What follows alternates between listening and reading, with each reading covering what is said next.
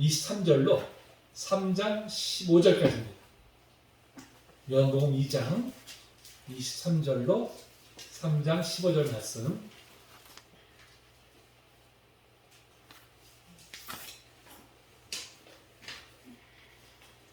여기 한 절씩 교독하겠습니다. 6월절에 예수께서 예루살렘에 계시니 많은 사람이 그의 행하시는 표적을 보고 그의 이름을 믿었으나 예수는 그의 몸을 그들에게 의탁하지 아니하셨으니 이는 친히 모든 사람을 아심이요 또 사람에 대하여 누구의 증언도 받으실 필요가 없었으니 이는 그가 친히 사람의 속에 있는 것을 아셨음이니라. 그런데 바리새인 중에 니고데모라 하는 사람이 있으니 유대인의 지도자라. 그가 밤에 예수께 와서 이르되 랍비여 우리가 당신은 하나님께로부터 오신 선생인 줄 아나이다. 하나님이 함께 하시지 아니하시면 당신이 행하시는 이 표적을 아무도 할 수 없음이니이다. 예수께서 대답하여 이르시되 진실로 진실로 내게 이르노니 사람이 거듭나지 아니하면 하나님의 나라를 볼 수 없느니라. 니고데모가 이르되 사람이 늙으면 어떻게 날 수 있사옵나이까? 두 번째 모태에 들어갔다가 날 수 있사옵나이까? 예수께서 대답하시되 진실로 진실로 내게 이르노니 사람이 물과 성령으로 나지 아니하면 하나님의 나라에 들어갈 수 없느니라. 육으로 난 것은 육이요 영으로 난 것은 영이니 내가 내게 거듭나야 하겠다 하는 말을 놀랍게 여기지 말라. 바람이 임의로 불매 네가 그 소리를 들어도 어디서 와서 어디로 가는지 알지 못하느니 성령으로 난 사람도 다 들어가니라. 니고데모가 대답하여 이르되 어찌 그러한 일이 있을 수 있나이까. 예수께서 그에게 대답하여 이르시되 너는 이스라엘의 선생으로서 이런 것들을 알지 못하느냐? 진실로 진실로 내게 이르노니 우리가 아는 것을 말하고 본 것을 증언하노라. 그러나 너희가 우리의 증언을 받지 아니하는다. 내가 땅의 일을 말하여도 너희가 믿지 아니하거든 하물며 하늘의 일을 말하면 어떻게 믿겠느냐? 하늘에서 내려온 자 곧 인자 외에는 하늘에 올라간 자가 없느니라. 모세가 광야에서 뱀을 든 것 같이 인자도 들려야 하리니 이는 그를 믿는 자마다 영생을 얻게 하려 하심이니라. 아멘. 네, 우리는 계속해서 지금 요한복음을 통해서 은혜를 함께 나누고 있습니다. 우리가 지지난주에 성전 청결 사건을 우리가 살펴보았죠. 예수께서 성전 청결 사건을 통해서 무엇보다 하나님의 성전이 더럽혀진 것에 대해서 거룩한 분노를 나타내셨습니다. 뿐만 아니라 이제 구체제로서의 성전은 이제 종식이 되었고 예수님이 친히 새 성전이 되심을 이제 그 사건을 통해서 나타내셨다. 그것을 이제 말씀을 드렸습니다. 자, 오늘은 이제 우리가 읽은 본 말씀을 중심으로 해서 거듭남이라는 제목으로 함께 은혜를 나누려고 합니다. 자, 오늘 2장 23절에 보니까 자, 사람들이 예수께서 행하신 표적을 보고 예수를 믿게 되었다고 이제 말씀을 하고 있습니다. 자, 표적은 지난번에 설명드렸듯이 무언가를 가리키는 표시죠. 무언가를 가리키는 표시. 자, 그러면서 사람들이 예수님이 행하신 이적을 보고 아, 이분이 혹시 메시아가 아닐까? 이런 이제 기대감을 가지고 이제 바라보기 시작했습니다. 그런데 여러분, 표적이 예수님께서 하나님의 아들이심을 증거하기는 하지만 표적을 통한 믿음은 온전하고도 확고한 믿음으로 나아가기는 어렵다는 것을 우리가 알아야 됩니다. 자, 이는 출애굽 후에 그 광야에서의 이스라엘 백성들의 모습을 보면 잘 알 수가 있어요. 사실 그들만큼 하나님께서 베푸신 이적을 가장 많이 체험한 민족은 전무후무할 것입니다. 그렇죠? 그들을 출애굽시키기 위해서 애굽에 무려 10가지 재앙을 내리시잖아요. 홍해를 갈라서 그들을 건너게 하십니다. 광야에서 만나를 먹이시고 메추라기를 먹이시고 또 반석에서 물을 내어서 그들을 마시게 하셨습니다. 자, 그렇게 많은 그 이적을 체험했음에도 불구하고 그들은 어땠어요? 조금만 어려움에 처하면 그 믿음이 온데간 곳이 다 사라져 버렸어요. 또 불평하고 원망하고 하나님을 불신하기까지 했었습니다. 저는 사실 그런 그들의 행태를 보면서 도무지 이해가 되지 않았어요. 아니, 내가 그렇게 많은 이적을 체험했다면 나는 정말 절대 흔들리지 않을 텐데 어떻게 저들은 저렇게 많은 이적을 체험하면서도 저렇게 여지없이도 믿음이 흔들릴까? 사실 의구심을 가했던 것이 사실입니다. 그래서 훗날 그들의 그런 모습이 바로 저의 모습인 것을 깨닫게 되었어요. 저 자신은 하나님의 그 은혜를 그렇게 많이 체험해도 불구하고 또 삶 속에서 어려움이 닥치면 여지없이 또 믿음이 흔들리는 그 제 모습을 보면서 아, 그들의 모습이 바로 내 모습이구나, 이것을 제가 깨닫게 된 것이죠. 자, 그렇다면 여러분, 그토록 많은 이정을 체험했던 이스라엘이 왜 번번이 믿음에서 실족된 것일까요? 왜 우리의 과거의 하나님의 은혜를 그렇게 경험했음에도 불구하고 왜 또 번번이 믿음에서 흔들리는 것일까요? 자, 이전만을 보고 믿는 신앙은 자기의 기대나 욕구가 충족되지 않을 때는 매우 실망하게 됩니다. 그렇죠? 그 실망이 증폭되면 결국에는 불신앙까지 이르게 되는 특징을 가지고 있다는 것입니다. 그러한 신앙의 특징이 뭐예요? 신앙의 대상인 하나님을 자신의 욕망을 채워주는 분, 그런 분으로만 여기고 있는 것이죠. 사실 사람은 누구나 다 마음속에 욕망을 품고 있어요. 누구든지. 근데 이 욕망을 자신이 추앙하는 그 누구에게 투사를 해. 그래서 그 대상이, 그 존재가 내 자존감을 채워주고 내 욕망을 채워줄 것을 이제 기대를 합니다. 그런데 그런 기대를 했는데 그 존재가 자신의 욕망을 충족시키지 못한다고 얘기할 때 그럼 실망하게 되고요. 그렇게 등을 돌리기까지 합니다. 그렇게 믿음이 좋다고 보였던 사람들이 어느 날 갑자기 신앙에서 멀어지는 모습을 보이는 것이 바로 이러한 연유에 기인한 것입니다. 자, 그런 면에서 표적은 우리를 믿음으로 인도하는 역할을 하지만 거기에만 머무르게 되면 그 믿음은 어려운 상황이 닥칠 때 흔들릴 수밖에 없게 돼요. 그렇기 때문에 표적을 보고 예수를 믿었다고 할지라도 우리는 한 걸음 더 나아가서 말씀에 순종하는 믿음으로 나아가야 됩니다. 여러분, 말씀에 순종하는 믿음은요, 결코 우리를 흔들리지 않게 만들어요. 자, 예수님이 이렇게 말씀하셨죠? 이 말씀 읽어볼까요? 시작. 그러므로 누구든지 나 이 말을 듣고 행하는 자는 그 집에 반석에 지은 사람 같으니 이가 말이고 창수하라고 바람이 불어 그 집에 부딪히되 무너지지 아니하나니 이는 주체를 반석 위에 놓은 까닭이요. 아멘. 말씀에 순종하는 믿음은 뭐라고 말씀하고 있어요? 비가 내려 창수가 바라고 바람이 불어도 결코 흔들리지 않는다고 말씀하고 있죠. 왜? 반석 위에 그 집을 지었기 때문에. 그래서 바로 말씀에 순종하는 믿음, 그 믿음만이 어떤 상황도 우리를 흔들리지 않냐, 끝까지 우리 믿음을 지킬 수 있도록 우리를 인도해 줄 줄로 믿습니다. 그때 우리 무엇보다도 말씀에 순종하기 힘써야 돼요. 자, 바로 주님께서는 이러한 인간의 연약함을 아시기 때문에 사람들을 믿지 않으셨어요. 자, 오늘 24, 25에 뭐라 말씀하고 있습니까? 예수는 그의 몸을 그들에게 의탁하지 아니었으니 이랬어요. 그래서 이 의탁한다는 것이 헬라어로 보면 피스티오인데요. 믿다, 신뢰하다 이런 뜻을 가지고 있습니다. 사람들이 예수를 믿는다고 했지만 정작 예수님은 그들을 신뢰하지 않으시다는 것이죠. 자, 왜 신뢰하지 않았을까요? 그 이유가 무엇입니까? 그들의 믿음이 단지 표적을 보고 믿는 것에 머물러 있음을 꿰뚫어 보셨기 때문에 그렇죠. 그래서 그들을 믿지 않으신 것입니다. 여러분, 우리도 예수 믿는다고 고백하지만 정작 예수님이 우리를 신뢰하지 않으신다면 여러분, 이보다 더 안타까운 일이 어디 있겠습니까? 그렇기 때문에 우리가 단지 표적을 보고 믿는 믿음이 아니라 거기서 한 번 더 나아가서 말씀에 순종하기를 우리가 힘을 쓰므로 정말 예수님의 신뢰를 받는 자, 여러분들 되시기를 주의 이름으로 축복합니다. 자, 이어서 이제 요장 오늘 3장 1절에 보니까 자, 니고데모가 등장하고 있죠? 니고데모가. 자, 니고데모를 뭐라고 소개하고 있습니까? 자, 그 먼저 그 이름을 보면요. 사람들의 승리자, 정복자 이런 뜻을 가지고 있어요. 부모가 이제 그런 사람이 되기를 소망하는 마음으로 아마 이름을 그렇게 지었을 것으로 보여집니다. 자, 바리새인 어떤 사람들일까요? 그 사람들이 이제 경건한 사람들이라는 뜻입니다. 당시 유대 정비가 너무 부패하다 보니까 그들과 좀 분리되어서 경건주의를 주장했던 사람들을 가리켜서 바리새파라고 합니다. 근데 이들은 너무 지나친 율법 중심으로 인해서 신앙의 본질을 잃어버렸어요. 그래서 예수님의 매서운 이제 질타를 받게 되죠.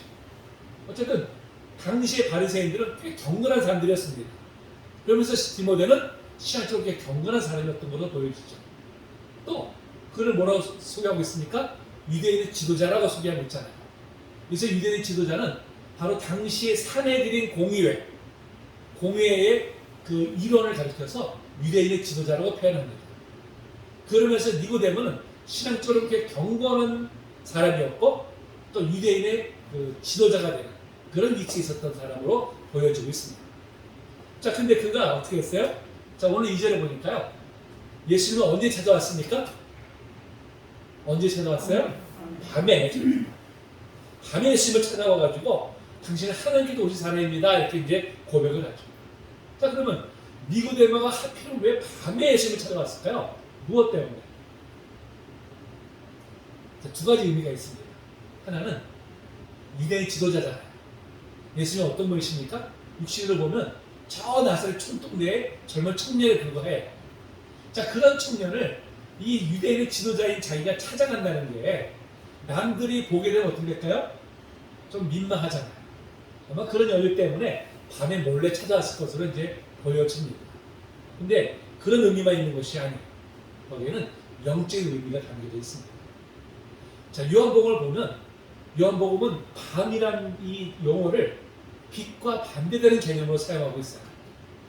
자, 요한복음 1장 5절 말씀하십니까? 빛이 없는 빛이 돼 어둠이 깨닫지 못하더라 그랬잖아요. 그러니까 어둠, 흑암, 밤은 곧 빛과 반대되는 개념으로 지금 이렇게 상징하고 있습니다. 자, 그런 면에서 밤에 예수님을 찾아왔다는 것은 뭘 말하는 것입니까?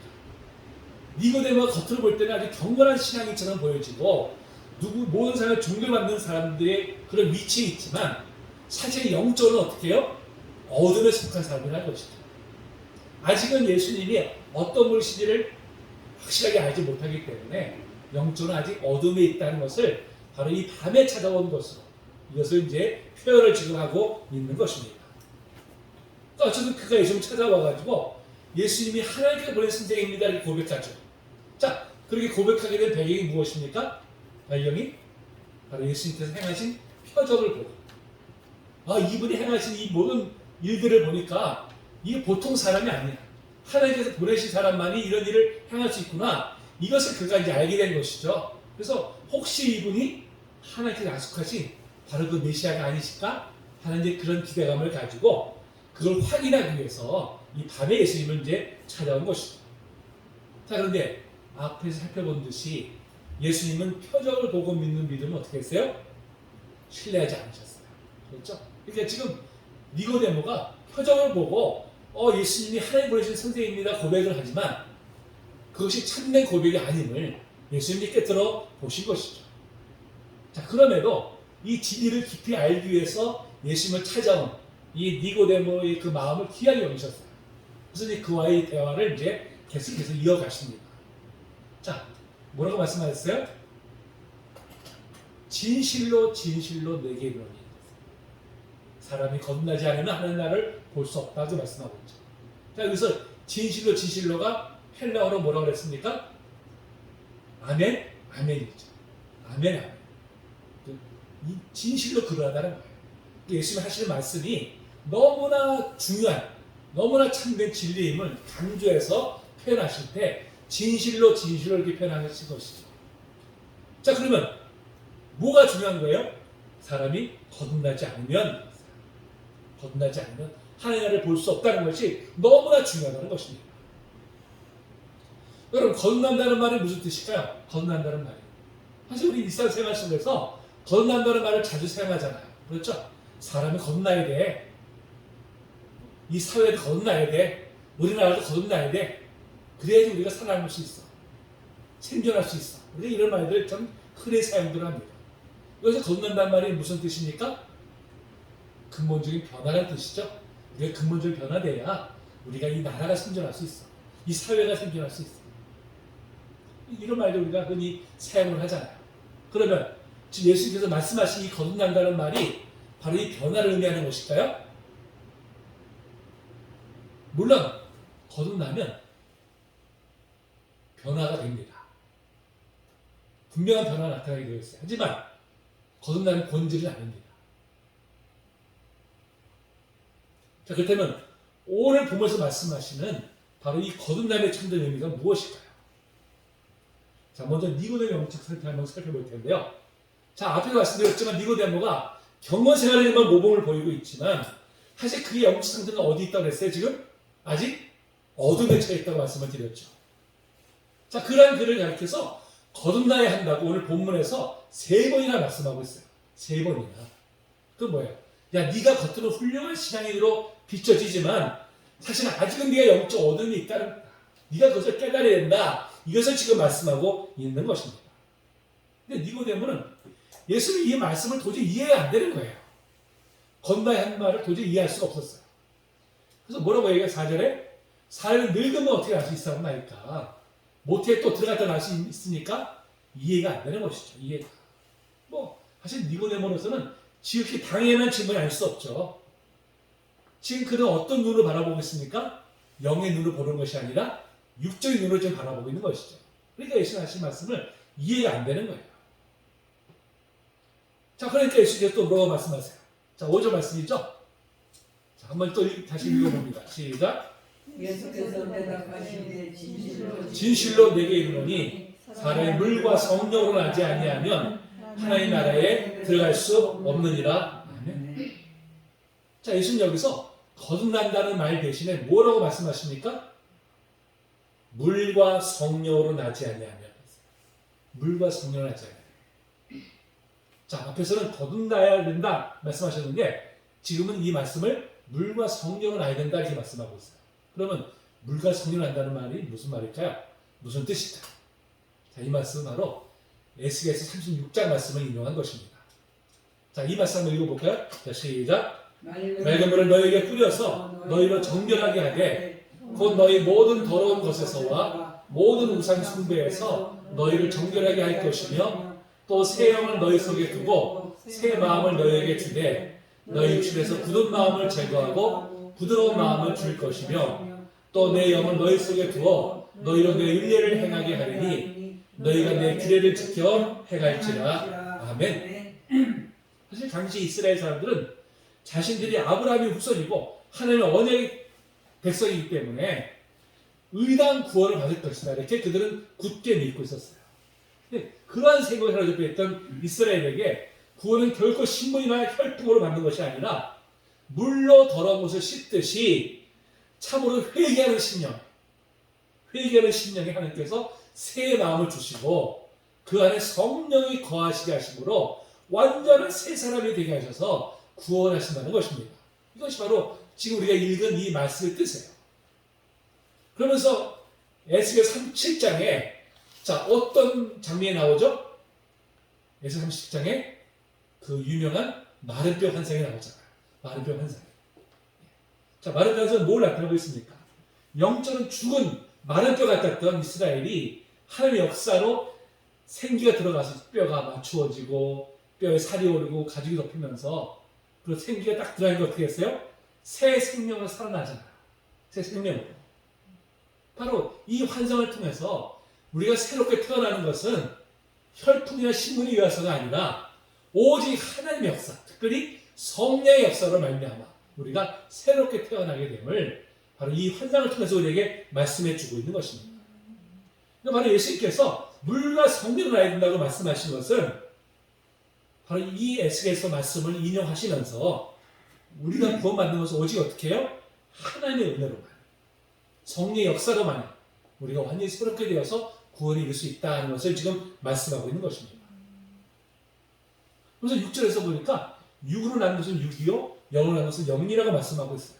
그러니까 육의 세계에 갇혀가지고 영 세계를 보지 못하는 바로 니고데모에게 깨우는 말씀이죠.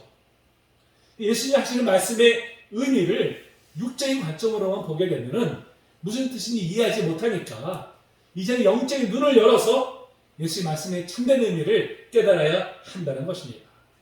특히 거듭난다는 말씀은 육적으로 다시 태어난다는 뜻이 아니라 바로 영적으로 완전히 새로운 존재가 됨을 의미하는 것이죠. 그것을 지금 말씀하고 있는 것입니다. 이 거듭난다는 것, 여러분 우리가 너무나 중요한 것입니다.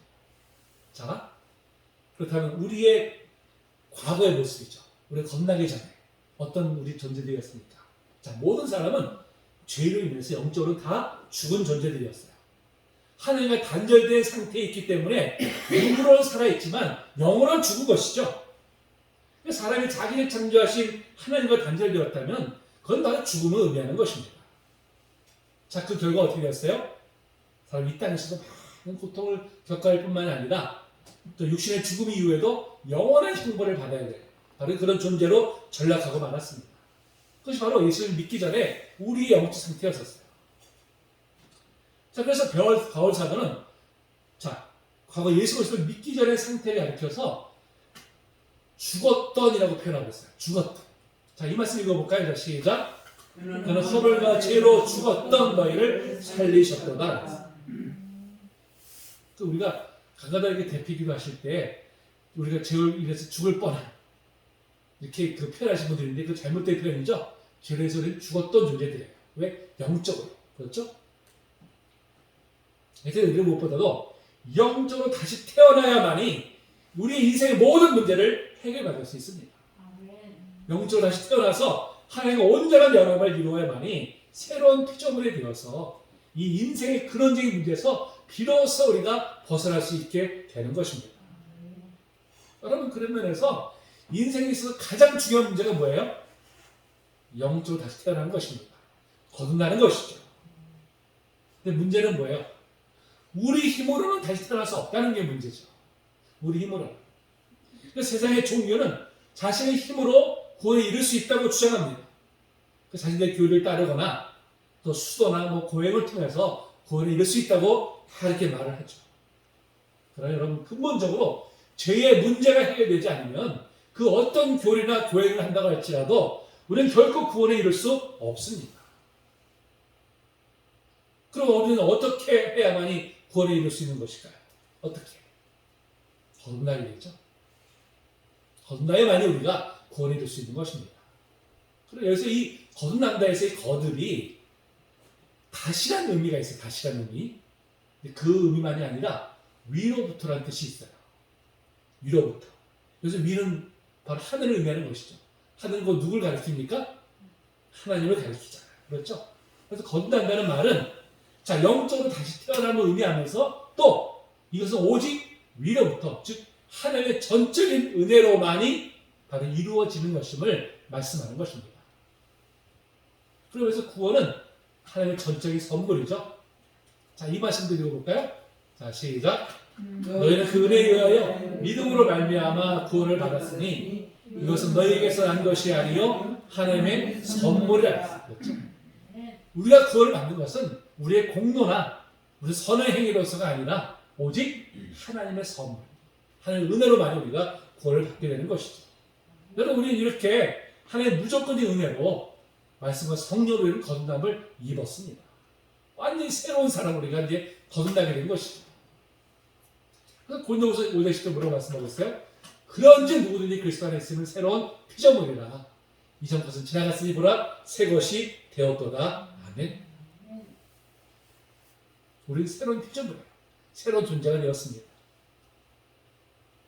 자, 근데 여러분, 우리가 물과 성령으로 새로운 사람이 되었다고 말씀하시는데 사실 겉으로 볼 때는 아무것도 달라진 것이 없잖아요. 사실은.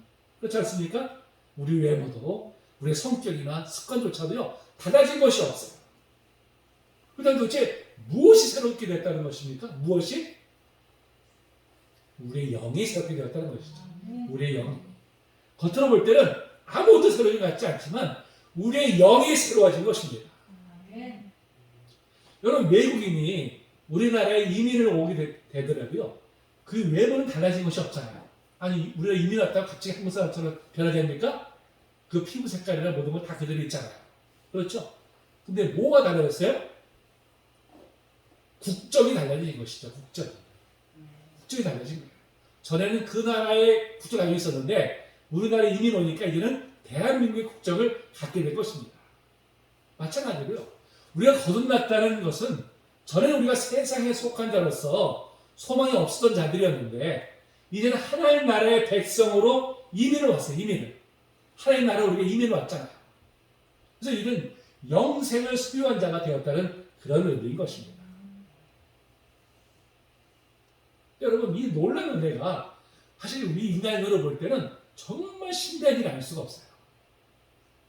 정말 신비한 일이잖아요. 자, 그래서 오늘 8절에서 물어봤지 않습니까?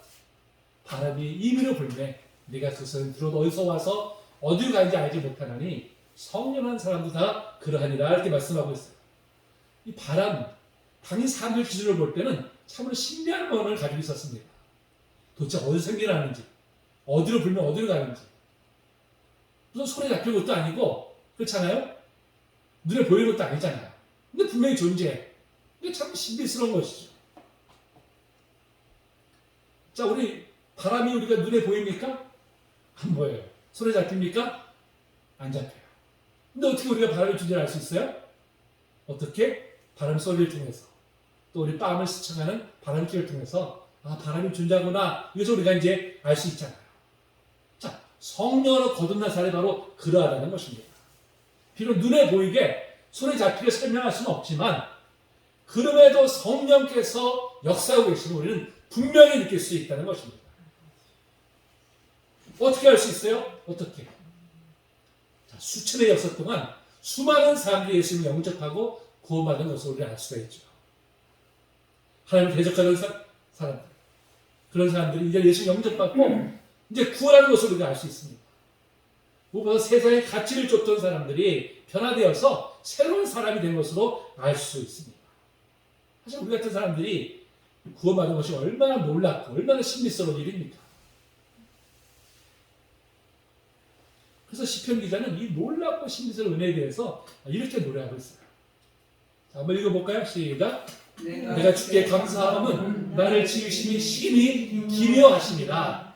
주께서 하신 일이 기이함을 내 영혼이 잘 아나이다. 아멘. 하나님 하신 일이 얼마나 기묘한지, 얼마나 신비한지, 그럼에도 내가 백성이 되었다는 게 이게 얼마나 놀라운 일입니까? 그런 면에서 정말 이 거듭남의 신비스러운 역사의 산 증인이 바로 저와 여러분인 줄로 믿습니다. 자, 그러면 우리가 지금 거듭났다는 것을 무엇을 확신할 수 있을까요? 자, 세상을 향해 우리가 거듭났다는 것을 무엇을 증명할 수 있을까요? 바로 우리의 변화된 삶을 통해서입니다. 사실 우리가 예수 믿는다고 해서 금방 눈에 띄게 변화된 것은 아니잖아요. 그렇죠? 물론 바울 사도처럼 예수를 만나자마자 막 급격히 변하는 얘기가 있습니다. 근데 이건 정말 특별한 케이스예요. 특별한 케이스. 그건 정말 하나님의 특별한 역사로서만이 일어나는 일들이지 보편적인 일은 아닙니다. 대부분의 거듭난 사람들은 한순간에 변화되는 것이 아니라 서서히 변화되어 가요. 그 처음에는 내가 이 변화된 것이 맞는가? 스스로 의심할 수도 있어요. 이런 동화가 있어요. 자, 왕자를 태어났는데 어떤 연유에서 잃어버렸어요. 그래가지고 거지들의 손에서 자라는 아이가 있습니다. 그러다가 이제 극적으로 되찾게 되었습니다.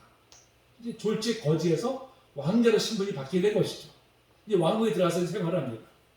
근데 신분은 바뀌었는데 거지로서 너무 오랫동안 생활하다 보니까 그의 말이나 행동이 다 어떻게 행동해요? 겉은 왕자의 옷을 입혔는데 행동하나 말하는 것은 전부 다 거지의 모습이에요. 거지의 모습. 얼마나 또 자충우돌 했겠습니까? 하여튼 왕자가 됐으니까 이제 그에 걸맞는 교육도 받고 또 무엇보다 내가 이제 왕자답게 살아야지 이렇게 이제 결심하고 이렇게 살려고 노력함으로 인해서 나 아주 훌륭한 왕이 되었다. 그런 이제 그런 줄거리입니다. 그럼 이 동화처럼 우리가 거듭났다고 해도요, 그에 걸맞는 모습으로 금세 변화되는 것은 아닙니다. 그러나 신앙이 자라면서 거듭난 사람답게 변화되는 모습은 반드시 나타나게 되어 있어요. 사람마다 그 진보가 좀 빠른 사람이 있고 늦는 사람이 차이가 있을 뿐이지 분명히 변화가 나타나게 되어 있습니다. 저는 세상을 사랑하고 세상의 가치관을 쫓던 사람들이 이제는 세상보다 하나님을 더욱 사랑하고, 전에는 죄를 쫓던 사람들이 이제는 죄를 멀리하고 선한 삶을 살려고 노력을 합니다. 거듭난 사람들은 결국 과거처럼 죄를 가까이 하지 않아요. 이제는 멀리하려고 노력을 하죠. 자, 이 말씀 읽어볼까요? 자, 시작. 하나님께서 난자마다 죄를 짓지 아니하나니 이는 하나님의 씨가 그의 속에 거하며 그도 범죄하지 못하는 것은 하나님께로부터 났습니다. 아멘. 그래서 죄를 짓지 아니한다는 것은요, 습관적인 죄를 의미하는 것입니다. 과거처럼 우리가 습관적인 죄에 얽매이지 않는다는 거예요. 누가? 거듭난 사람들. 거듭나게 되면 반드시 이런 변화가 나타나게 되어 있습니다. 자, 우리 성도님들에게는 이런 변화가 있으십니까? 아멘. 아멘. 그 성도님 모두가 다 거듭난 분들인 줄로 믿습니다. 아멘. 자, 그러면 이 놀라운 이 거듭난 은혜가 어떻게 우리에게 임하게 되었을까요? 어떻게? 자, 우리 14절 15절에서 자 말씀하고 있죠. 읽어봅니다. 시작. 모세가 광야에서 뱀을 든 것 같이 인자도 들려야 하리니 이는 그를 믿는 자마다 영생을 얻게 하려 하시니라. 아멘. 이스라엘 백성들이 광야에서 죄를 범함으로 불뱀을 물려 죽어갈 때 하나님께서 모세에게 명령하시죠. 뱀을 형상을 만들어서 장대 높이 달아서 그를 쳐다보는 자마다 다 구원을 받을 것이다 말씀하시죠. 정말 그를 쳐다보는 사람 다 구원을 받았습니다. 이 사건은 장차 예수님께서 십자가에 달리실 것을 예표한 바로 이제 그런 사건이죠. 이스라엘 백성들이 장대에 매달린 뱀의 형상을 바라봤을 때 구원받은 것처럼 바로 십자가에 달리신 바로 그 예수님을 우리가 바라볼 때 바로 구원받게 됨을 바로 이제 말씀을 하고 있는 것입니다. 여러분, 예수님은 아무런 죄가 없으시지만 우리를 구원하기 위해서 그 모든 십자가의 길을 걸어가셨습니다. 하나님 우리를 구원하시기 위해서 당신의 독생자를 십자가에 기꺼이 내어주셨어요. 사실 우리는 거듭남에 있어서 우리 편에서는 아무런 공로도 없습니다. 그러다 보니까 때로는 값싼 은혜로 우리가 치부해버려요. 너무 쉽게 구원 얻은 것 같아요. 근데 하나님 편에서는 사랑하는 아들을 죽음에 내어주시는 너무나 값비싼 대가를 치르셨습니다. 바로 그 은혜로 우리가 거듭난 줄로 믿습니다. 그 은혜로 우리가 하나님과 화목된 줄로 믿습니다. 그 은혜로 우리가 구원받아서 영생을 얻은 줄로 믿습니다. 우리는 지금 사순절 기간을 지나고 있습니다. 우리를 거듭나 새로운 사람을 태어나게 하기 위해서 또 나를 구원해서 영생을 주시기 위해서 주님 하늘의 영광을 버리시고 십자가의 고난의 길을 기꺼이 걸어가셨습니다. 주님은 나를 위해 기꺼이 십자가의 길을 고난의 길을 걸어가실 겁니다. 우리는 지금 주님을 위해서 무엇을 드리고 있을까요? 우리의 삶은 거듭난 사람에 걸맞는 모습일까요? 우리의 언행은 거듭난 사람에 걸맞는 모습일까요? 우리의 손과 발은 거듭난 은혜를 받은 자답게 거룩한 일에 쓰임받고 있을까요? 우리는 무조건의 은혜로 거듭난 새 사람이 되었습니다. 이 새로운 신분에 걸맞는 그런 거룩한 모습을 통해서 우리에게 주신 이 놀라운 은혜를 힘써 증거하는 자, 여러분 되시기를 주님의 이름으로 축복합니다. 우리 찬양하시고